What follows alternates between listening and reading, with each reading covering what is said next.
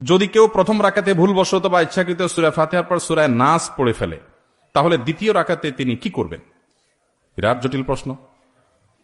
প্রথম রাকাতে সূরা নাস পড়ে ফেলছেন, সূরা নাসের পরে সূরাটার নাম কি? পরে কোন সূরা আছে আর নাই? তো শেষ রাকাতে, প্রথম রাকাতেই যদি কুল আউযু বিরাব্বিন নাস পড়েন, তাহলে দ্বিতীয় রাকাতে পরে আর সূরা নাই, দ্বিতীয় নামাজে কোন দিক যাবে? সূরার ধারাবাহিকতা রক্ষা করা সুন্নাহ। নামাজের মধ্যে সূরার ধারাবাহিকতা রক্ষা করতে হয়। আপনি আগে ফালাক পড়লে পরে নাস পড়বেন। এখন নাসে যদি আগে পড়ে ফেলেন, তো পরে তো আর কিচ্ছু নাই, কি করবেন? এর উত্তর হলো দ্বিতীয় রাকাতে আবারও সূরা নাস পড়বেন, এবং এর কারণে আপনার কোনো গুনাহ হবে না, যেহেতু আপনার অনিচ্ছাকৃত হয়ে গেছে। কিন্তু ইচ্ছাকৃতভাবে যদি এই কাজ করেন তাহলে মাকরুহ হবে।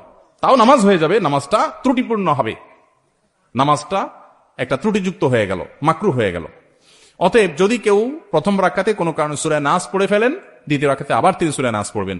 যদি সূরা নাস না পড়ে এদিককার কোন সূরা পড়েন, সূরা ফালাক বা অন্য কোনটা, তাতেও নামাজ হয়ে যাবে, নামাজ হবে না, ব্যাপারটা সেরকম না। কিন্তু ধারাবাহিকতা মেইনটেইন করে নামাজ পড়াটা উচিত এবং কর্তব্য, সুন্নাহ, সেটা লক্ষ্য করে করতে হবে। ইচ্ছার বাইরে হয়ে গেছে, অজান্তে হয়ে গেছে, সেটা ভিন্ন বিষয়। কেউ নামাজ পড়লে তার সামনে দিয়ে আসা জায়েজ আছে কিনা? কেউ নামাজ পড়ছে, তার সামনে ক্রস করা জায়েজ নাই, কিন্তু সামনে বসা আছেন বরাবর, আস্তে করে ডানে বা বামে নেমে গেলেন, এটা জায়েজ আছে। দুইটা কিন্তু দুই জিনিস।